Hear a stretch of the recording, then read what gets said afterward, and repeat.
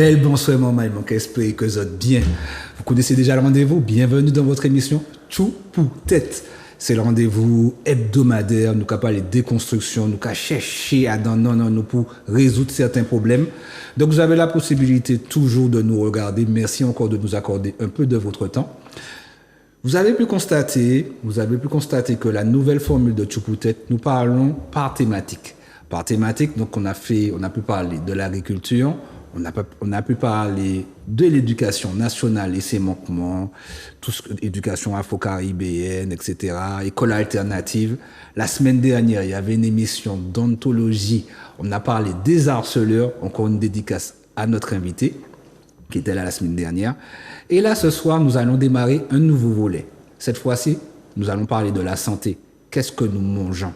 Ce que nous mangeons, c'est primordial par rapport à... On a déjà parlé des empoisonnements, on a déjà parlé de pas mal de choses. Et là, on va commencer le volet à partir de ce soir sur l'alimentation par rapport à notre santé. Notre temple, j'ai envie de dire. Donc là, c'est parti pour cette première émission. Et là, comme je disais, je ne sais pas si vous avez vu le petit jingle qui passait via les réseaux. On est avec le trio Tout pour Tête. Certains patients peuvent la voir au quotidien comme infirmière, mais il n'y a pas que ça dans son arc. Elle a d'autres cordes. Et là, ce soir, on va recevoir une infirmière micronutritionniste, toujours faisant partie de l'équipe. Saïdi Anaoui. Ça va bien et toi? Je vivre bien. Tu vivres bien? Et toi, comment ça va? Ça va bien, tranquillement. La semaine dernière, elle était assise juste ici. Et là, cette fois-ci, elle vient en tant qu'invitée. Côté invité. Voilà, exactement. Toujours aussi stressant. Donc là, ce soir, nous allons parler, la thématique du soir, la santé dans l'assiette. C'est si bien dit. Effectivement, ce qu'on mange. On n'est pas forcément au courant de tout ce qu'on mange. Dans ce qu'on mange aussi, il y a une histoire. Il y a des choses transformées, même en off. On en parlait. Donc ce soir, préparez vos notes parce qu'il y aura beaucoup d'informations. N'est-ce pas, Naoui? Oui, je l'espère en tout cas. Donc oui, effectivement, on va parler de la santé dans nos assiettes. Pourquoi on va parler de cette thématique déjà, premièrement? Parce que il y a une petite phrase qui dit « Nous sommes ce que nous mangeons ».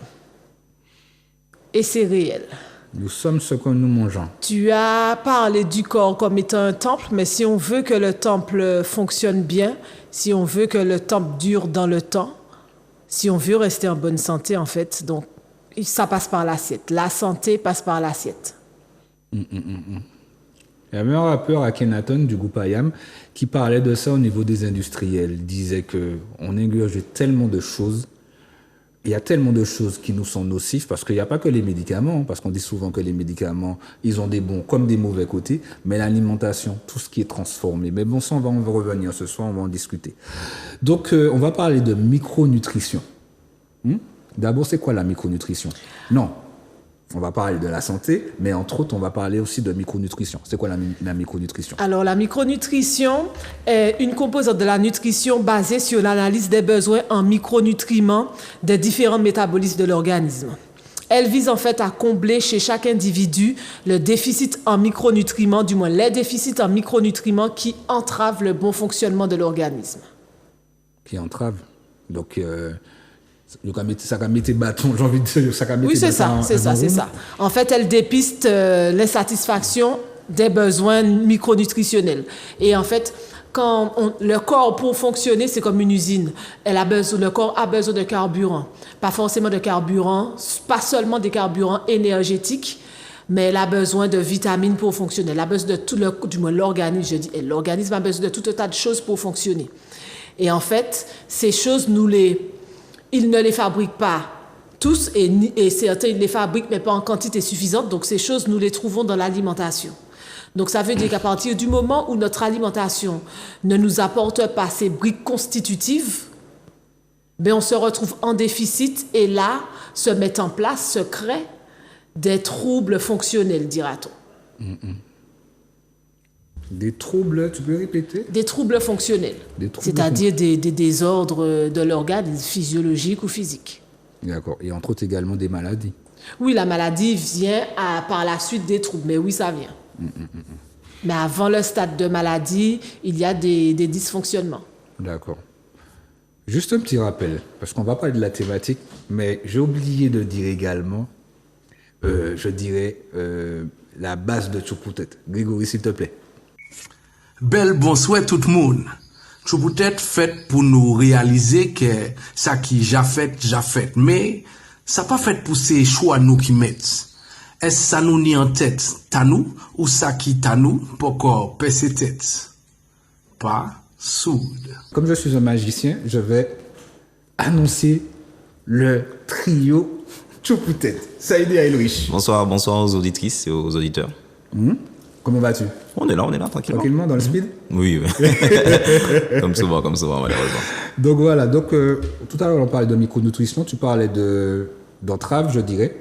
Tu parlais également de tout ce qui nous est nocif d'une certaine manière. Voilà. Et on va parler également du sucre. Je ne sais pas si on se souvient, en fait, il y a quelques années, il y avait eu une polémique sur le fait qu'en Martinique, je vais prendre le cas de la Martinique, où les produits étaient plus sucrés qu'ailleurs. Donc, si on prenait un coca, en fait, qui avait été consommé en hexagone et un coca en Martinique, il était plus sucré en Martinique. Donc, en fait, ça permet d'introduire la notion de la demande et l'offre. C'est-à-dire que, comme nous, apparemment, on demanderait des produits sucrés, donc, en fait, l'industriel se permettrait de nous donner des produits sucrés, puisqu'en fait, c'est le consommateur qui le délivre. Mais maintenant, en fait, ce que j'aurais aimé, c'est qu'on fasse le bilan. Est-ce que quelqu'un, du coup, qui a sciemment nous a drogués, du coup, parce qu'en fait, il sait que c'est plus sucré, parce que c'est sorti, les choses sont avérées, et que, de toute façon, il sait aussi que ces produits, de toute façon, sont trop sucrés de base. Donc, si quelqu'un qui nous a drogués, est-ce que cette personne qui nous a drogués, est-ce qu'on peut considérer qu'on est dans une configuration neutre de demande et d'offre? Moi, je considère que non. Si, effectivement, c'est lui qui sait qui distille des produits qui sont addictifs, à partir de là, ça ne peut pas être possible qu'on mette la responsabilité sur les consommateurs qui eux-mêmes sont drogués. Et si le mot drogué, en fait, est trop fort pour les téléspectatrices et téléspectateurs, je leur demande de faire un test. Essayez de ne pas manger de produits sucrés ou trop salés pendant, 3 jours. Je vous donne juste 3 jours. Voyons en fait votre état. Si vous êtes en manque, si vous éprouvez le besoin de consommer justement des produits sucrés, des pâtisseries, des produits de fast-food, etc., ça veut dire en fait que vous êtes dans un état de manque. Ça veut dire que vous avez des symptômes justement d'addiction. Donc à partir de là, je pense qu'il faut qu'on relativise sur cette question d'offre et de demande et qu'on se pose plutôt dans la partie où il y a une partie des industriels et des marchands qui savent que les consommateurs sont dans une position justement où ils sont en addiction, donc ils continuent à leur donner leur drogue. Et je pense qu'il fallait replacer ce contexte-là par rapport à l'émission et ce qu'on va développer justement sur les consommations justement de produits qui sont sucrés, salés ou autres. Mais alors par rapport excuse-moi. Mais un truc qui me vient à l'esprit aussi, c'est au niveau des organismes de santé, comme l'ARS, etc., qui sont au courant, qui devraient être au courant également qu'il y a tel et tel produit avec beaucoup de teneur de sucre. Pourquoi ils ne disent rien? Alors, ils font des recommandations et ils font des campagnes, en fait, pour sensibiliser là-dessus. Mais quel est leur rôle? Eux, leur rôle, en fait, ce sont des dispositifs étatiques, en fait. Ce sont des institutions publiques. Est-ce qu'ils peuvent aller contraindre, finalement, des industries? L'interdiction des produits. Voilà, l'interdiction des produits, etc. Ils peuvent faire des recommandations, mais si on est dans un autre paradigme où on n'est pas justement dans un système marchand, parce qu'en fait, c'est rentrer dans le système marchand du producteur, en fait, des produits. Mais en fait, les pouvoirs sont très limités par ces institutions-là auprès des consommateurs, en tout cas. Le poids de mesure. Alors, je voulais illustrer et appuyer sur tes propos, Ulrich, en parlant du sucre comme d'une drogue. Il y a une expérience faite avec des rats où on leur propose, alors les rats, 2 groupes de rats, un drogué à la cocaïne et l'autre à l'héroïne. Et après une certaine période qui ont fait des rats des addicts, on leur propose leur drogue, pareil, leur drogue dure, et à côté, comment ça s'appelle? De l'eau sucrée. Et on s'est rendu compte que dans la majorité des cas, donc pour la majorité des rats, ils se détournaient de la drogue dure pour se tourner vers l'eau sucrée. Carrément. À côté de ça, le sucre, donc ça c'est prouvé, c'est avéré et c'est tracé, le sucre utilise exactement le même circuit de récompense que les drogues. Donc, il crée ce même principe d'addiction et il crée ce même principe d'abaissement de seuil. C'est-à-dire que plus je consomme sucré, plus, à un moment, je serai arrivé, pas plus, à un moment, je serai arrivé à saturation et je vais en demander plus, exactement comme les drogues. On en veut toujours plus. Donc ça, c'était pour illustrer ton propos. Oui, le sucre, c'est une drogue.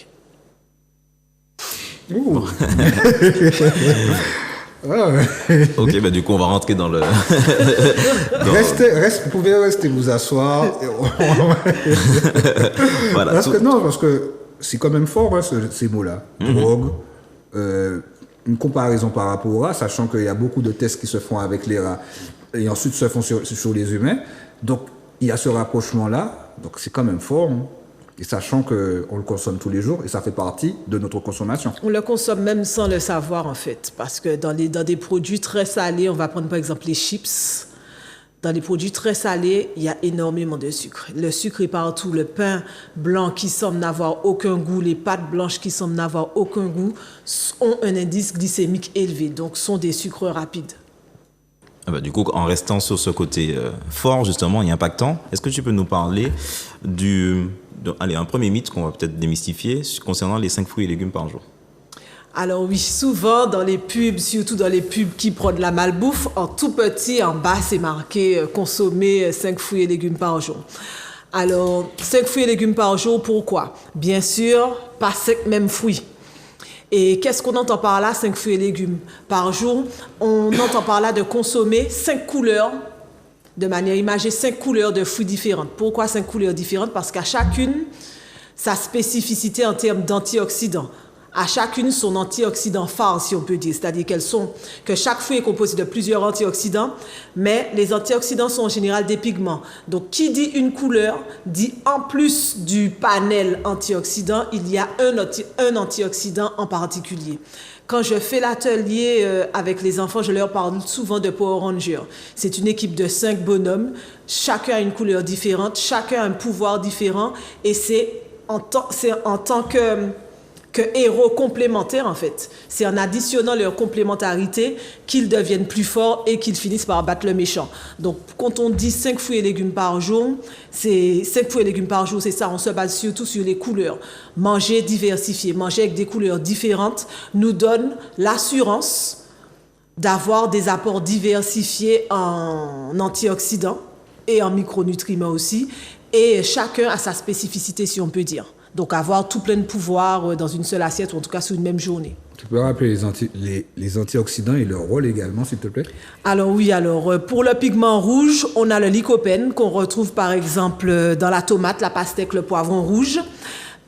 Ses actions particulières, il facilite l'action des autres antioxydants, il améliore la digestion et protège contre les UV. On a un qu'on connaît un petit peu plus et qu'on retient plus facilement, le bêta-carotène, qui est le pigment orange, pigment de la carotte, du giromon, de la mangue et des agrumes. Alors celui-là, particulièrement, il lutte contre le vieillissement cellulaire. Il est protecteur nerveux, veineux et reproducteur, et il lutte contre certains cancers. On a pour le pigment blanc-brun l'anthoxanthine qu'on retrouve dans les champignons, l'ail, l'oignon, les bananes, les poireaux. Spécialiste dans la prévention des maladies cardiovasculaires, il stimule le système immunitaire et agit aussi contre les cancers. En fait, en grande majorité, les antioxydants protègent contre les cancers. On le verra après, c'est l'oxydation. Ensuite, la lutéine et la xéaxanthine. Ce sont 2 formes de même composé chimique qui donnent pour la lutéine le pigment vert et pour la xéaxanthine le pigment jaune. On les retrouve donc ananas, bananes, oranges, brocolis et les légumes à feuilles.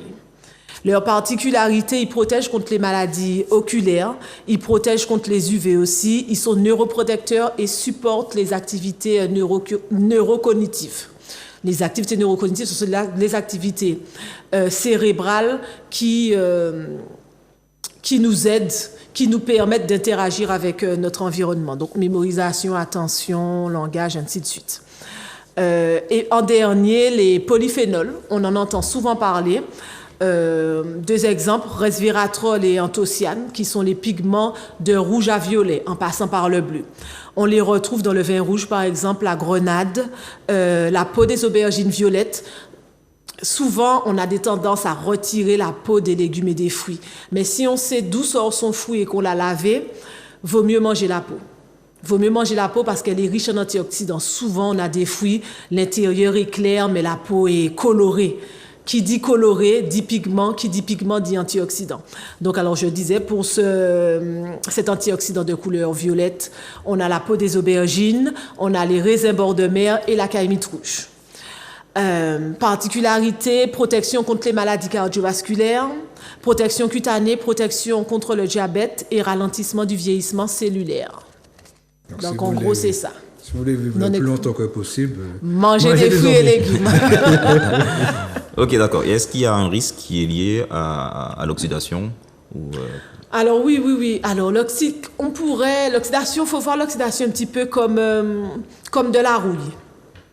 Comme de la rouille, c'est-à-dire que ce sont des radicaux libres, des composés toxiques qui sont produits lors d'activités. Alors la production de radicaux libres, en fait, c'est quelque chose de physiologique, c'est-à-dire que c'est quelque chose qui se crée, qui se produit plutôt à l'état normal. Respirer crée des radicaux libres, fabriquer de l'énergie en crée, détoxifier le corps en crée, combattre les infections en crée aussi. Donc les radicaux libres, leur production est nécessaire pour le bon fonctionnement du corps. Par contre, à côté de ça, le corps aussi, grâce à l'alimentation, opère une action antioxydante grâce à certaines cascades, grâce aux antioxydants comme on en a parlé. Et en fait, ce qui se passe, c'est qu'à la base, tant qu'il y a équilibre, c'est bon. Mais aujourd'hui, il y a plus de facteurs d'oxydation, non seulement. Donc, on se retrouve avec une balance déséquilibrée. Et donc, là, on va parler de stress oxydatif quand les agents oxydants seront supérieurs aux agents antioxydants. Et pareil, parallèlement à ça, donc on joue sur les deux côtés, sur cette balance du déséquilibre. Non seulement on oxyde plus, et en plus on apporte moins d'antioxydants de par notre alimentation actuelle. De par notre alimentation actuelle. On va commencer avec les mythes. Tout ce qui imite nos repas. Le gras fait grossir. Est-ce que tu peux détailler ça? Pourquoi le gras fait grossir? En fait, le gras ne fait pas grossir, dira-t-on. Le gras ne fait pas grossir? Oui, le gras ne fait pas grossir. Je m'explique. Enfin, il ne suffit pas de le dire comme ça. Tout d'abord, le gras, avant d'être quelque chose qui est stocké, il est utilisé, c'est un élément structurel. Chacune de nos cellules, chaque cellule du corps humain a une barrière qui est faite de gras, qui a une barrière qui est faite d'une double couche, une membrane plutôt, qui est faite d'une double couche de gras. Donc le gras, là, on comprend qu'il est essentiel, on ne peut pas s'en passer. Donc, rôle structurel. À côté de ça, il sert aussi à faire de l'énergie et enfin, pareil, il peut être stocké. Mais il a plusieurs utilisations. Et bien utilisé, placé au bon moment, le gras ne sera pas stocké. Il y a une petite image que je donne si on veut parler de ce qui fait grossir. On va encore parler du sucre. Il y a une image pour illustrer. Un sucre ingéré donne 3 molécules de gras. C'est-à-dire qu'un sucre ingéré est stocké. Une des formes de stockage du sucre, ce sont les triglycérides, 3 molécules de gras. Et de manière imagée pareil, une molécule de gras ingérée est stockée sous forme d'une molécule de gras, sachant qu'avant d'être stockée, elle va être utilisée préférentiellement pour apporter de la structure au corps, comme on disait par exemple les membranes. Donc le sucre fait grossir plus que le gras. Et le gras donné au bon moment, le gras bien choisi, donc là on va faire la différence, on va marquer du moins... On va mettre une croix, si on peut dire, sur les gras trans de l'alimentation, de l'industrie alimentaire transformée, on va dire. Donc les aliments transformés qui sont riches en gras trans, ces gras-là ne sont pas utilisables par l'organisme et donc oui, vont être automatiquement stockés. Les autres gras apportés au bon moment seront utilisés. Je peux rappeler un petit peu aussi la nourriture transformée comme les pâtes aussi. Oui, alors la nourriture transformée, c'est ça, c'est les pâtes, les aliments tout prêts, tout ce qui est bonbons, Et voilà, on fait la différence entre transformé et ultra transformé. Donc là, ce que j'ai cité et qui est vraiment nocif, c'est plutôt ultra transformé. Sachant qu'une simple sauce, vous êtes chez vous, vous coupez votre poivron, il n'est plus entier, c'est du transformé. De l'ultra transformé, il y aura des additifs, il y aura de la cuisson, il y aura tout plein de choses qui sont considérées par le corps comme étant des toxines. D'accord. Alors, du coup, parce qu'on en parle beaucoup, on a beaucoup en fait eu ce débat-là sur un repas qui est même considéré parfois comme le plus important de la journée. Est-ce que tu peux nous parler du petit déjeuner? Alors, le petit déjeuner qu'on aime bien dans la culture francophone, on va dire, on aime bien qu'il soit sucré, miel, tartine de confiture, Nutella, viennoiserie et tout ça. Pâte à tartiner. Hein? Pâte à tartiner. Ah oui, excuse-moi. Je passe un truc, oui. Excuse-moi, pâte à tartiner. Donc, en fait, ça, en général, c'est notre... Et puis, céréales, c'est notre modèle de petit déjeuner francophone. Occidental. Francophone. Aux États-Unis, il est plutôt salé. Et on reste, on reste du côté de l'Occident. Donc, si on suit la chronobiologie, c'est quoi? C'est les rythmes. Les rythmes à travers lesquels fonctionne le corps humain. Par exemple, le rythme nictéméral, qui est l'alternance du jour et de la nuit. Quand on suit nos rythmes biologiques, on comprend, on apprend que toutes les choses ne sont pas sécrétées n'importe comment, ni à n'importe quelle heure. Et par rapport à ça, on découvre en fait que le petit déjeuner devrait plus être comme celui des anglophones, c'est-à-dire plutôt salé, riche en protéines et en graisse. Pourquoi en graisse? Parce qu'à ce moment-là, c'est-à-dire le matin, les enzymes, ce sont des petits ciseaux qui digèrent. Donc les enzymes qui digèrent les graisses pour les transformer en éléments structurels sont plus actives. Donc le gras que j'aurais transformé le matin aura beaucoup moins de chances d'être stocké. Il sera stocké si ce sont des acides gras transgéniques. Et donc là, le corps ne les utilise pas, ils seront stockés.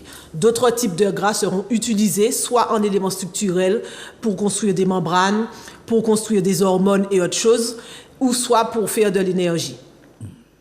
Associé à ça, les protéines sont aussi très importantes, surtout les protéines animales ou qui ont plus ce composé-là, ou sinon les oléagineux. Je parle de quel composé? De la tyrosine. Alors, une protéine, il faut imaginer... C'est quoi, excuse-moi? Mais c'est ce que je vais expliquer. Il faut imaginer une protéine comme un collier grain d'or. Et chaque boule du collier est un acide aminé. Certains acides aminés sont dits essentiels, c'est-à-dire qu'ils ne sont pas fabriqués par le corps et doivent être exclusivement apportés par l'alimentation. D'autres sont fabriqués par le corps, mais en petite quantité et subissent des concurrences en fait. Alors le matin, pour être frais au réveil, pour être motivé, pour entamer sa journée, il faut sécréter une hormone qu'on appelle la dopamine, puis ensuite la noradrénaline. Ce sont nos hormones en fait, ce sont ces hormones, ces neurohormones qui nous dynamisent sur la journée. Le matin, j'ai besoin d'être frais, j'ai besoin d'être réveillé, j'ai besoin d'être motivé pour vivre ma journée. Ben, la dopamine sera sécrétée. Sauf que pour fabriquer cette dopamine, j'ai besoin d'un acide aminé particulier. Acide aminé, la petite boule du collier grain d'or. Cet acide aminé s'appelle la tyrosine, que je vais retrouver à 60% au niveau des protéines animales et un petit peu moins dans les oléagineux.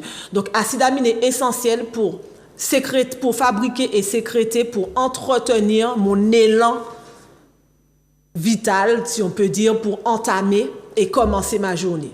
Donc, de ce fait, protéines importantes et puis gras, comme je l'ai dit avant, important. À côté de ça, les sucres à bannir, sucres rapides, je précise. Les sucres rapides, c'est-à-dire les sucres à indice glycémique élevé, qui vont créer plus facilement dans le sang un pic glycémique, puis un pic d'insuline. Ces glucides-là sont à bannir, premièrement parce qu'ils entraînent, donnés le matin, ils entraînent une insulinorésistance, c'est-à-dire une résistance du corps, des muscles à l'insuline, et plus tard, à force, entraîner un syndrome métabolique ou un diabète. Donc, c'est première chose. Pourquoi pas de glucides rapides, première chose. Et deuxième chose, c'est parce que consommer du gras le matin avec des glucides rapides fait qu'en fait, Le sucre rapide ralentit les enzymes dont on parlait tout à l'heure qui dégradent le gras en éléments structurels. Et donc, on va se retrouver là avec un stockage forcé parce que le gras ne sera pas utilisé pour faire de la structure. Bois pour nous aller alors, hein? Ah oui, jus de fruits et fruits autorisés, mais on choisit des fruits à indice glycémique bas. Excuse-moi, Naoui. Donc, tu as parlé de jus de fruits le matin. Tu parles de gras. Tu peux donner un petit peu à travers des aliments un bon petit déjeuner par rapport à tous les éléments que tu as pu dire. Alors, un bon petit déjeuner, si Demain on parle... matin, je vais prendre un bon petit déjeuner. Qu'est-ce que tu me proposes? Si on parle, je vais me calquer sur les petits déjeuners jamaïcains. Si on part sur les protéines, ça pourrait être une tranche de jambon, bacon, suivant ce qu'on mange. Hein. Jambon, bacon, oléagineux, des œufs. L'œuf est une protéine complète. Donc, c'est un très bon aliment pour le matin qui apporte, suivant votre poule, qui apporte aussi de bons gras. Comme indice glycémique bas, on peut prendre une tranche. Pour ceux qui aiment le pain, on peut prendre une tranche de pain complet. On reviendra sur le pain. Pourquoi je précise complet? Parce que ça ralentit, ça abaisse l'indice glycémique, alors que le pain blanc, c'est un indice glycémique élevé. Mais le must, surtout chez nous, on a des légumes locaux, le must, une tranche de fruits à pain, un morceau d'igname. Moi, je me rappelle de mes petits déjeuners lors de mon voyage en Jamaïque. Mais c'était ça, c'est un tinin, un morceau d'igname, une tranche de fruits à pain pour le petit déjeuner. Ben là, tu me rappelles le petit déjeuner de mon grand-père, à l'époque. Quand il prenait son petit nez en mori, ou bien quand il prenait... Bon, le tiner en mori, on va en parler tout à l'heure. Mais quand il mangeait son fruit, quand il mangeait son carreau de fruits à pain, avec son jus, avec son petit jus à côté, tu me rappelles son petit déjeuner. Donc un petit déjeuner safe, sain. Ça, nos légumes pays, on a tout. D'accord. Alors, vu qu'on vit sur une île, le principe d'une île, c'est que les habitants mangent plutôt ce qui se trouve, les produits de la mer. Donc, est-ce que tu peux nous aiguiller sur est-ce qu'on doit manger du poisson et quel type de poisson on peut consommer? Alors, de plus en plus, par rapport à la pollution, manger du poisson est presque problématique, surtout pour les personnes à risque. On va prendre jeunes enfants, femmes enceintes et personnes âgées. Pourquoi? Parce que, surtout chez les gros poissons, on va prendre les poissons bout de chaîne. Donc, le petit poisson est mangé par le moyen est mangé par les gros. Donc, le bout de chaîne, ce sont les gros poissons qui voyagent énormément, donc qui sont impactés par la pollution de plein fouet. Quand je parle de pollution, là, je parle de métaux lourds qui existent au naturel dans l'environnement, mais à faible quantité. Là, on parle vraiment de grosse pollution. Donc, dans les poissons comme le thon, l'espadon, le requin, on va retrouver une quantité astronomique de métaux lourds et donc réellement toxiques. Donc, leur consommation est à limiter. Par exemple, pour un steak de 100 grammes de thon, ma formatrice nous disait que pour un steak de 100 grammes de thon, on avait atteint la toxicité maximale pour le mois en meilleure cure. Carrément. Ouais. Parce que les gros poissons, en fait, non seulement le fait de voyager, ils sont impactés par la pollution, en termes de la pollution directe, mais aussi ils mangent des petits poissons qui eux-mêmes sont impactés par cette pollution. Donc en plus, leur alimentation est polluée par cette pollution. Donc ils sont vraiment de gros réservoirs, d'énormes réservoirs de pollution. Donc plutôt préférer les petits poissons qui contiennent aussi des métaux lourds, mais en plus faible quantité. Et aussi, je dis aussi un petit peu notre problématique. Il y a quand même aussi au niveau de nos côtes, c'est le chlordécone également. Mais là, par contre, là, c'est tous les petits poissons et puis il faut se renseigner, oui, le chlordécone. Il faut voir ce qui est fait auprès de nos instances, en fait, de nos instances, les dosages et tout ça. Mais ça, le chlordécone, sur ça, pour là, je ne maîtrise pas. On va parler également au niveau, toujours de nos aliments, au niveau de l'œuf et le poisson. Alors, l'œuf et poisson, donc j'ai expliqué les viandes. Œuf et viande, autant pour moi. Alors, comment tout là... c'est bien. Comment choisir ce que je mange, en fait? Donc, même pas que œuf, poisson et viande, fruits aussi. Comment choisir ce que je mange? Je sais qu'il faut que je mange peut-être du bœuf, de l'œuf, des fruits, mais comment les choisir? Dans ces catégories-là, comment je choisis mon bœuf, comment je choisis mon œuf, comment je choisis mes fruits? Donc, on va commencer par les fruits. Lors de l'émission sur... l'agriculture, le schéma agricole, je me souviens plus. Avec Le modèle agricole. Le modèle Jonathan. agricole, oui, avec Jonathan, on a parlé des hybrides. Donc, première chose, sur les étals des supermarchés, obligatoirement, on retrouve du moins pas obligatoirement, mais pour beaucoup, nos fruits et légumes, les fruits et légumes présents respectent un cahier des charges qui se veut, comment dire ça? Respecte un cahier des charges. Ce sont des graines hybrides. On va faire simple, ce sont des produits issus de graines hybrides. On avait parlé du fait que les produits issus de graines hybrides étaient beaucoup moins riches en antioxydants, en nutriments en fait. En nutriments, en micronutriments. Et en antioxydants encore plus, parce qu'en fait, une plante produit des antioxydants pour se protéger elle. Donc, l'utilisation de pesticides fait que la plante n'a plus à se protéger. Donc, même si elle est très colorée, elle est beaucoup moins riche en antioxydants. Donc, pour le choix des fruits et des légumes, voilà. Pour le choix de l'œuf et de la vache. Nous sommes ce que nous mangeons, donc au même titre, l'œuf de la poule dépend de ce que la poule mange. Et la qualité de ma viande, la qualité de la viande de bœuf, de la viande de lapin, de tout ce que vous voulez, va dépendre de ce qu'il aura mangé. Donc, par rapport à ça, les acides gras sont très importants. Pareil, un acide gras, c'est quoi? Voyez un gras avalé comme un collier grain d'or, et chaque boule est un acide gras. Si on peut dire ça comme ça. Qu'est-ce que je disais? Les viandes maintenant.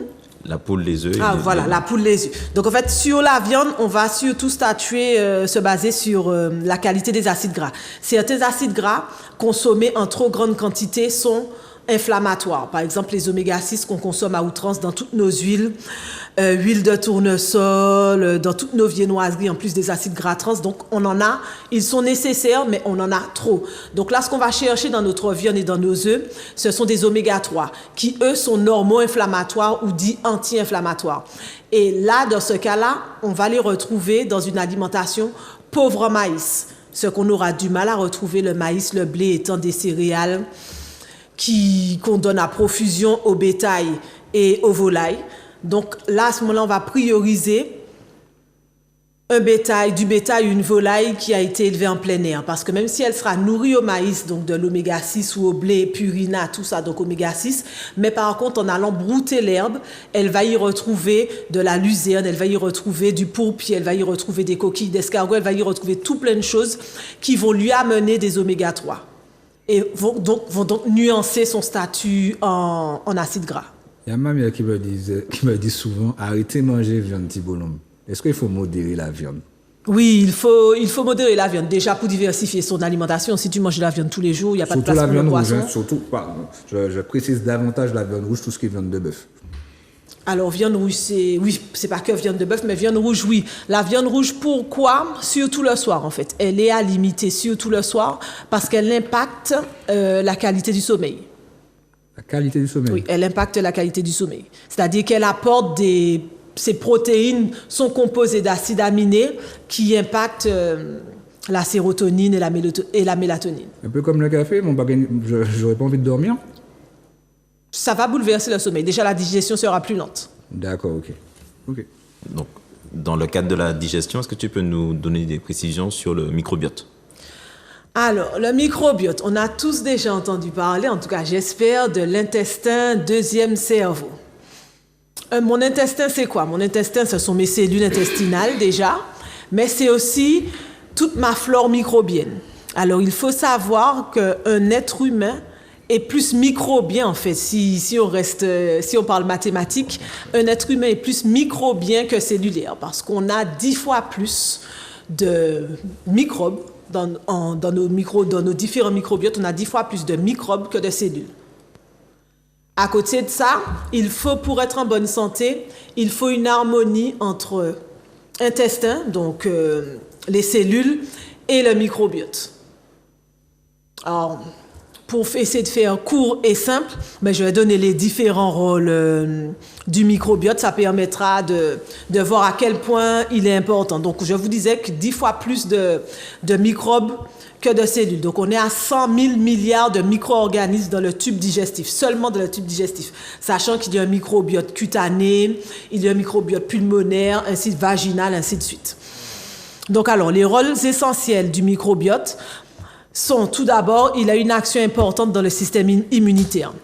Dans notre alimentation, c'est là où on retrouve le plus de toxines, le plus de choses contre lesquelles devra se battre notre système immunitaire, le plus d'agents pathogènes. Donc notre système immunitaire est un agent important, du moins notre microbiote est un agent important de notre système immunitaire. Déjà, première chose, notre microbiote synthétise des vitamines, c'est-à-dire que notre microbiote a le pouvoir de fabriquer des vitamines. Vitamines B1, B2, B3, oui, je crois toutes les vitamines B12. Il le permet, en fait, pour ces vitamines, pour les vitamines qu'il synthétise, il permet de gérer l'équilibre avec l'alimentation. Donc ça, c'est vraiment pas mal. Il synthétise aussi des acides gras. Il a une action détox, c'est-à-dire qu'il aide à éliminer les toxines de l'organisme. Il sécrète un mucus au niveau de l'intestin, surtout du côlon, donc surtout du gros intestin, un mucus antimicrobien qui empêche le passage de microbes à travers la barrière. On a parlé, la barrière intestinale, on a parlé des polyphénols tout à l'heure qui sont des antioxydants. Le microbiote facilite leur absorption. Il participe aussi à la régulation de l'appétit, donc informe le cerveau du phénomène de satiété. Il participe à la gestion de la masse grasse, de son hôte en fait. Alors, des études ont montré que les personnes obèses avaient un microbiote particulier, ce qui laisse à penser que le microbiote présente en fait. Le microbiote a un certain déterminisme sur ce que nous sommes, en fait, sur ce que l'hôte est. À côté de ça, le microbiote est unique. De la même façon que notre ADN est unique, nos empreintes digitales sont uniques, le microbiote de chaque personne est unique. Le microbiote participe aussi aux différentes digestions, donc j'ai dit digestion des graisses, mais aussi les digestions des glucides et des protéines. Il informe le cerveau, il y a une réelle communication entre l'intestin et le cerveau, une communication dans les deux sens. Il informe le cerveau des cas d'inflammation, des entrées de pathogènes, entre autres. Il agit aussi sur la santé mentale. Carrément. Je pense que je vais dire ça pendant tout au long de la soirée, carrément, parce que j'entends tellement d'informations importantes. Tu parlais tout à l'heure là aussi de l'intestin. Tu disais que c'était comme le deuxième cerveau du corps. Tu peux donner son importance et comment en prendre soin aussi, s'il te plaît? Alors, l'importance, c'est en partie par rapport au microbiote. Un microbiote en santé favorise un intestin en santé. Un microbiote en santé, en fait, l'intestin, que ce soit la muqueuse intestinale, que ce soit le microbiote, sont hyper dépendants de l'alimentation. C'est-à-dire une mauvaise alimentation, une alimentation riche en sucre rapide, une alimentation riche en toxines, va perturber et mon intestin, donc la muqueuse, et mon microbiote.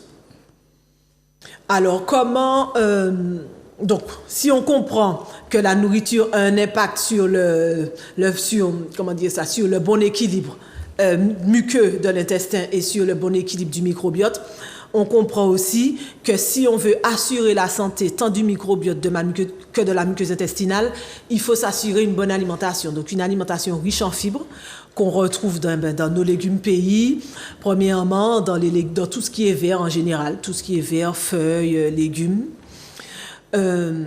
boire de l'eau, détoxifier l'organisme de temps en temps, c'est-à-dire que dans le système digestif, on entend aussi foie et pancréas. Le foie est l'organe de la détoxification.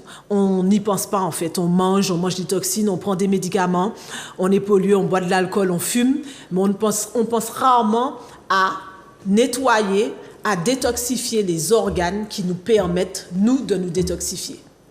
Donc ça passe aussi par le bien-être du foie. Ça passe aussi par le bien-être du foie. Et puis une activité physique qui améliore tous les métabolismes. Faut penser. Je sais que tu interviens souvent des fois dans les écoles. Comment tu arrives à mettre en relation les enfants avec la couleur verte? Parce que tu parlais, je sais que les enfants ils n'aiment pas forcément tout ce qui est légumes verts. Comment tu arrives à les amadouer, les montrer les bonnes vertus? Les enfants, je le savais déjà, mais les enfants n'aiment pas forcément les légumes verts. C'est un mythe aussi, parce qu'en fait, tout dépend de l'alimentation que donnent les parents. Tout dépend de l'alimentation que donnent les parents. Et s'il y a quelque chose que j'ai remarqué, surtout lors de mon premier atelier, il y avait des enfants qui étaient suivis par des nutritionnistes. Et une fois que l'enfant comprend l'intérêt du pourquoi manger du vert, eh bien, le vert passe crème, en fait. Ok, bon, on va passer aussi à notre quotidien. Et avant de l'intégrer, en tout cas de le proposer, je voulais quand même faire une alerte qui est ce dont on va parler. Il ne faut pas oublier qu'on est un ensemble. C'est-à-dire qu'il ne faut pas surresponsabiliser encore une fois les consommateurs. On fait comme on peut, parce qu'on vit justement dans une certaine société. On doit produire, quand je dis produire, c'est-à-dire travailler et faire en sorte que la société fonctionne. D'accord ? Donc, je n'oublie pas en fait ce côté-là où on est aussi le produit d'un système et d'une société qui a un certain mécanisme et qu'on sait très bien justement qu'on lutte contre certains de ces mécanismes-là. Donc, est-ce que tu peux, à partir de là, parler un peu de nos habitudes alimentaires et de certains de nos plats traditionnels qui, malheureusement, en tout cas me concernant, sont trop traditionnels, qu'on ne remet pas assez en question. Et qu'est-ce que tu peux nous dire à ce niveau-là ? Ben, je vais commencer par nos plats traditionnels. Donc, alors, ben, je crois qu'on a le même avis sur ça.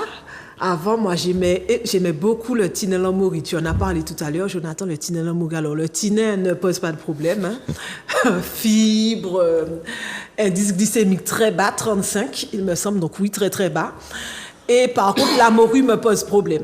La morue me pose problème. Étant un aliment très salé, étant un aliment extrêmement salé, donc qui ne fait pas du bien à nos artères, ce n'est pas un aliment santé. Ce n'est pas un aliment santé. De un, et comme Ulrich, je serais sur la tendance de revoir certains de nos plats traditionnels. Traditionnels depuis quand? La morue a une histoire, en fait. Dans notre manière de manger, dans ce que nous sommes, la morue a une histoire. La morue est un aliment qu'on réservait aux esclaves, en fait. Et pour le conserver, il fallait y mettre énormément de sel. Donc, ce n'était pas forcément parce que la morue, c'était bon. C'était surtout pas parce que la morue, c'était bon pour nous. Mais c'est les esclaves qui en consommaient. Donc, rien que sur ce principe-là, moi, j'aurais plutôt dit que la morue est un aliment purement colonial. C'est ma manière de penser. Donc, déjà, repenser ce plat traditionnel de par sa connotation, ce qu'il est en réalité, mais surtout de par sa dangerosité pour la santé, si on peut dire ça. À côté de ça, j'ai une conviction, c'est que 400 ans à manger de la morue, donc on sait que là, même actuellement, hein, les hypertendus savent, ou ceux qui ont des problèmes vasculaires, ils savent, on mange quelque chose de trop salé, la tension, elle monte. Donc à partir de là, imaginez maintenant 400 ans à être nourri à la morue.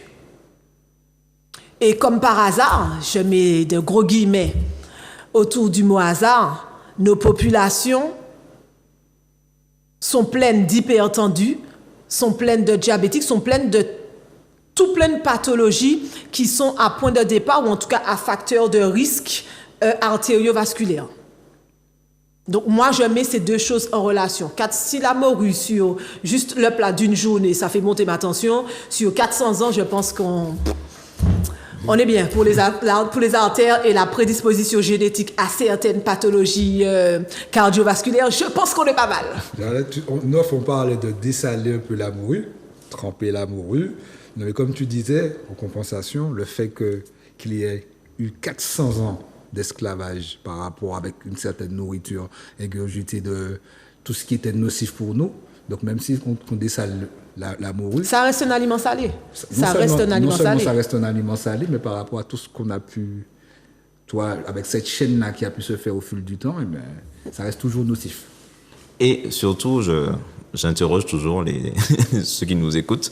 Où on va chercher la morue? Est-ce que c'est un produit Est-ce que c'est un produit local? Je laisse chacun chercher. Donc, si on rajoute métaux lourds et tout ça, voilà. tout ça, on y est aussi, Et sur la cuisson de nos aliments, qu'est-ce que tu peux nous dire? Alors, sur la cuisson de nos aliments, ils sont beaux au goût, c'est vrai, j'espère ne pas me faire lyncher, mais on cuit trop nos aliments. On cuit trop nos aliments. Déjà, avec une cuisson légère, on perd déjà un bon nombre de vitamines. Cuisson légère, les antioxydants, ça va. Au contraire, avec 10 minutes de cuisson, on augmente la proportion d'antioxydants d'un fruit ou d'un légume. Par contre, nos cuissons à la cocotte minute, nos cuissons dans le faitout qui dure des heures, en vrai, c'est super bon, mais il n'y a quasi plus rien dedans, en fait. En termes de micronutriments, on a tout détruit. On a tout détruit. Pour les cuissons à l'eau, par contre, il faudrait, pour la cuisson à l'eau, genre je fais cuire mes légumes, mon giromo et tout ça, il faudrait récupérer l'eau de cuisson et la boire. Parce que les micronutriments se retrouvent plus dans l'eau de cuisson que dans le légume. Et puis à côté de ça, nos viandes roussies, nos chairs et tendres viandes roussies, ben, tout ce qui est roussi, en fait, c'est la création d'une réaction de Fenton qui est nocif. On parlait de radicaux libres tout à l'heure. Eh ben, la caramélisation est un phénomène toxique pour le corps. Donc, créant de l'oxydation. En off, on parlait aussi de les habitudes qui ont changé aussi. Il y a une trentaine d'années, une quarantaine d'années, des aliments peut-être qui étaient très nocifs pour le corps là maintenant, mais avant il y avait une compensation sur la marche. Ah oui, l'équilibre en fait. En off, on disait que oui, Jonathan me faisait remarquer que oui, mais nos grands-parents mangeaient ces viandes roussies là, et moi, ce que je lui disais, c'est qu'avant, moi, je ne prône pas la perfection, je prône l'équilibre. C'est-à-dire qu'avant, oui, il y avait cette viande roussie, peut-être plus souvent que maintenant, mais à côté de ça, il y avait 5 fruits et légumes par jour. Il n'y avait pas de riz, il n'y avait pas de pâtes, il n'y avait pas de la viande 5 fois par semaine. Il n'y avait pas encore toute cette pollution environnante. Il n'y avait pas de tabagisme, il n'y avait pas de pot d'échappement. En fait, voilà, pollution environnante. Tout ce qui était oxydatif était moindre. Donc, la balance... On a dit viande roussie, c'est oxydant. La balance antioxydante, elle était plus facilement faite de par tout ce qui était alimentation autour, en fait. Il y avait plus de marche aussi également. Et voilà, la sédentarité. Il n'y avait pas de sédentarité, ou en tout cas beaucoup moins. Il y a autre chose, et d'ailleurs j'invite aussi ceux qui nous regardent à faire des tests. Tous ceux en fait qui se retrouvent ballonnés, il y a certains aliments, ils ont l'impression qu'ils les digèrent moins bien, etc.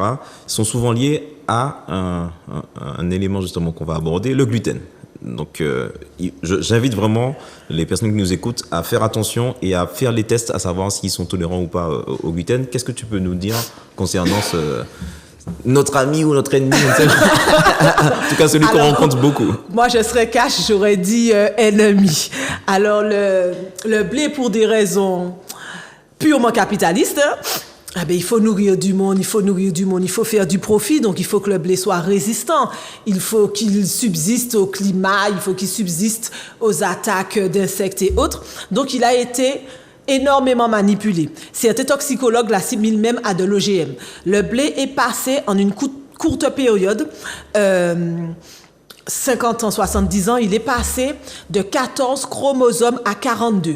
C'est-à-dire qu'il a triplé son nombre de chromosomes. Et personne n'est capable de nous dire si c'est inoffensif ou pas. Juste un parallèle, hein. Quand l'être humain prend un chromosome de plus, pour citer un exemple, la trisomie 21, avec des répercussions physiologiques, physiques, et ce qui se voit, un retard mental. Mais il y a aussi énormément pas de dysfonctionnement, mais il y a énormément de conséquences physiques. Par exemple, une grosse langue avec un risque d'asphyxie et autres. Il n'y a pas que seulement ce que l'on voit, donc juste un chromosome de plus. Donc maintenant, imaginez, on a triplé le nombre de chromosomes du blé. Ma conviction sur le sujet, c'est que 50 ans, 70 ans, l'évolution n'a pas encore eu le temps de faire son effet. Donc, personne, pour moi, n'a le matériel génétique pour digérer cette nouvelle molécule de blé. Donc, certains sont plus fragiles, ou certains sont intolérants même au blé ancien, et ceux-là seront malades. Mais pour nous, les autres qui n'ont pas cette fragilité, nous ne serons pas malade directement, mais quelque chose qui ne se digère pas, se dépose sur la paroi intestinale, crée des inflammations. À partir du moment où il y a inflammation, la semi-perméabilité de l'intestin ne fait plus effet. Donc les cellules sont censées être comme ça pour ne rien laisser passer, ou en tout cas laisser passer il y a une sélection de passage, et en fait, ça va s'ouvrir. Et donc, toutes les toxines qu'on va ingérer vont pouvoir passer la barrière intestinale, et juste en dessous de la barrière intestinale, il y a la circulation sanguine, donc rentrer dans notre sang et nous affecter. Donc le blé cresson, on retrouve le blé donc dans le pain, dans les pâtes. Je disais tout à l'heure, je parlais au petit déjeuner de pâtes, de pain. Si on mange du pain, préférez par rapport à l'indice glycémique le pain complet, dont les fibres vont diminuer le sucre, la farine de blé étant quelque chose de très sucré. Mais en termes de gluten, moi, je considère qu'il faudrait bannir le gluten. Pour moi, je suis persuadée que l'être humain n'a pas le bagage génétique pour ça. Okay. Ah ouais. Je constate également qu'entre pollution, entre mauvaise alimentation, je parlais de temple tout à l'heure là, au début de l'émission, je dirais qu'on maltraite ce temple. On va continuer. Qu'est-ce que tu peux préconiser par rapport à notre alimentation au niveau du temps du repas? Alors, au niveau du temps du repas, donc on va parler digestion. La digestion commence par la bouche. Digestion mécanique par les dents, mais digestion chimique par nos enzymes salivaires. Alors, je l'ai dit tout à l'heure, les enzymes, voyez ça comme des petits ciseaux qui servent à la digestion. La première digestion se fait donc au niveau de la bouche. Si c'est mal digéré dans la bouche, ce qui nous arrive bien souvent, on mange vite, on n'a pas le temps. À la sortie de la bouche, les aliments doivent ressembler à une bouillie, en fait. On ne devrait pas pouvoir distinguer un morceau de viande de morceau de légumes. Il ne devrait pas déjà plus y avoir de morceaux. Ça devrait être à l'état de bouillie pour permettre aux enzymes de s'infiltrer et de continuer la digestion chimique. Arrivé là, au niveau de ça, donc ça descend au niveau de l'estomac. Si la digestion au niveau de la bouche n'a pas été optimale, la digestion au niveau de l'estomac ne sera pas optimale. Il faut voir ça comme, mettons qu'au niveau de la bouche, c'est des gros ciseaux. Au niveau de l'estomac, ce sont des plus petits ciseaux. Donc, s'il reste des gros morceaux arrivés au niveau de l'estomac, les petits ciseaux de l'estomac ne pourront rien faire. Donc, pareil, ça va arriver au niveau de l'intestin en étant trop gros morceaux, pas assez digérés. Et là, il va se passer la même chose qu'avec le gluten. Des fragments vont se retrouver à ne pas être digérés et donc à rester sur la paroi intestinale et à créer de l'inflammation. Donc, digestion importante. Au niveau du temps, donc c'est vraiment prendre son temps pour manger. Prendre son temps. Pareil, il y a quelque chose qui nous aide à moins se manger pour ceux qui ont des problèmes, si on peut dire, d'hyperphagie. C'est le phénomène de satiété. Quand on mange rapidement, le corps n'a pas le temps de sécréter ce qu'il faut pour l'envoyer au cerveau pour dire c'est bon, satiété. Ça veut dire qu'on n'a plus envie de manger, on est plein entre guillemets sans être plein. Par contre, si on mange vite, on a le temps de se remplir l'estomac, d'avoir les parois de l'estomac qui sont tendues comme ça, sans pour autant avoir l'impression de satiété. Parce qu'on a mangé tellement rapidement que le corps n'a pas eu le temps de sécréter ce qu'il faut pour nous, du moins pour nous permettre la satiété, d'avoir cette sensation de satiété. Puisque la satiété, c'est une sensation. Comme une alerte au niveau du cerveau. Voilà, exact. Si on mange trop rapidement, on court-circuite ça. Sachant qu'il faut aussi préciser que de par la pollution, il y a les perturbateurs endocriniens qui font que, en fait, même l'information qui est envoyée par le cerveau ne va pas arriver à nos organes parce qu'en fait, il y a des éléments qui vont venir perturber cette communication-là. Tout est lié, en fait. On peut penser justement, encore une fois, que c'est des choses qu'on prend par-ci par-là et qu'on peut se soigner, ne serait-ce qu'en soignant notre alimentation. Non, en fait, tout est lié. Il faut aussi soigner notre alimentation. Il faut soigner aussi notre société, en tout cas au niveau de la pollution, et aussi, il va falloir aussi soigner notre rapport au temps. Parce que comme tu viens de le dire, en fait, si on a si on a plus de temps en tout cas pour manger, on a plus de temps pour mieux digérer et ça se répercute sur la santé, etc. Et c'est vraiment un tout parce qu'on a des tendances éduquées par cette société, même la médecine est comme ça, hein. On a une pathologie, le rein, on va voir le néphrologue, le cœur, on va voir le cardiologue, je vois souvent ça avec mes patients, les artères, on va voir, mais au final, il n'y a pas de staff en fait. Ou bien des courriers, certains envoient des courriers, oui j'ai fait ci, j'ai fait ça. Sauf que on est on n'est pas un foie, un rein, un pied à gauche, à droite, on est une seule personne, un seul être. Donc, et il y a la micronutrition met l'accent sur le fait qu'il y a de la communication, tout est complémentarité. Quand tu disais pareil, le message de satiété n'arrive pas par rapport aux perturbateurs endocriniens, mais le message de satiété peut ne pas arriver juste par rapport à une mauvaise consommation de gras. Le gras, on disait tout à l'heure que il était constituant de la barrière, de la membrane cellulaire, de toutes les membranes cellulaires. Si on consomme, donc une cellule doit être mobile, elle doit être souple. Par exemple, les hématocytes, les cellules qui donnent la couleur rouge au sang, doivent passer à travers les tissus. Les tissus qui sécrètent les hormones, donc les cellules qui sécrètent les hormones, doivent pouvoir s'ouvrir pour excréter les hormones. Les neurones aussi sécrètent des neurotransmetteurs, donc ils doivent pouvoir s'ouvrir pour laisser partir les molécules, les substances qui vont voyager, les substances messagères en fait. Et ce qui se passe, c'est que quand on consomme de mauvais gras, des acides gras trans, ou bien des acides gras saturés, mais à une mauvaise heure, eh bien, il se passe quoi? On se retrouve avec des cellules avec des membranes rigides, donc qui ne peuvent plus s'ouvrir. Donc, ils ne peuvent plus laisser passer des messagers qui vont transmettre des messages.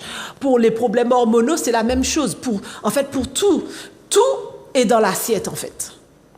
Est-ce que tu peux nous faire une conclusion après tout ça? Juste après ça.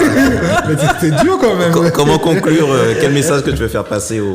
Alors, comment conclure? On n'est pas là pour ne plus avoir envie de manger. C'est pas le message que je fais passer. On n'est pas là pour ne plus avoir envie de manger. Pas la perfection, l'équilibre. Mais comprendre qu'étant donné que la partie négative augmente, c'est toujours, je crois qu'on en parlait aussi sur le thème de l'éducation, la partie négative augmente, donc il faut faire plus d'efforts pour pallier. Il faut faire plus d'efforts pour revenir à l'équilibre parce que c'est réellement tout. L'intestin entraîne des problèmes d'eczéma. L'intestin est en partie à l'origine de l'autisme, de toutes nos maladies inflammatoires. L'intestin n'est pas qu'intestinal en fait, les répercussions. Sauf que l'intestin est impacté par ce qu'on mange. Donc nous sommes vraiment le fruit de ce qu'on mange. J'espère que vous avez apprécié parce qu'il y a eu énormément d'informations. Big up Naoui, hein, par rapport à tout ça. Hein. Donc, je tiens à te féliciter. Hein. Je tiens à te féliciter par rapport à toutes ces informations ce soir. Comme je disais, on a commencé le volet sur la santé. Donc, la santé dans l'assiette. C'est bien ça? Oui, c'est bien ça. Et donc, on commence le volet. Il y aura d'autres émissions. Restez connectés. Alors, n'oubliez pas, après l'émission, le lundi en tout cas, vers 19h, on fait le débrief sur la page Instagram FMedia234. N'oubliez pas, faites en sorte en tout cas de participer parce que ça permet de revenir sur l'émission, de revenir sur des choses que vous n'auriez pas compris parce qu'il y a beaucoup de termes justement qui ont été utilisés qui sont pas forcément, qu'on n'entend pas tout le temps. Donc n'hésitez pas à venir participer et n'hésitez pas aussi à nous proposer des personnes qui sont expertes ou professionnelles qui pourront aussi nous apporter des éclaircissements sur des thématiques qui sont la santé ou les autres. Donc n'hésitez pas à venir participer et n'oubliez pas que du coup c'est quelque chose qui est holistique, c'est un tout. On n'est pas juste un foie, un rein, on est un tout et il faut agir du coup sur le tout et pas seulement justement sur notre alimentation mais sur notre rapport au temps, sur nos rapports avec les autres, etc. Tout à fait. Tout est complémentaire. Il y en a l'autre. Bon, merci Naou. Non, je te dis merci Naou, mais tu fais partie de l'équipe. Merci à nous. Merci à nous. Merci à nous. Donc, ceci dit, on se voit la semaine prochaine. Bonne soirée à vous.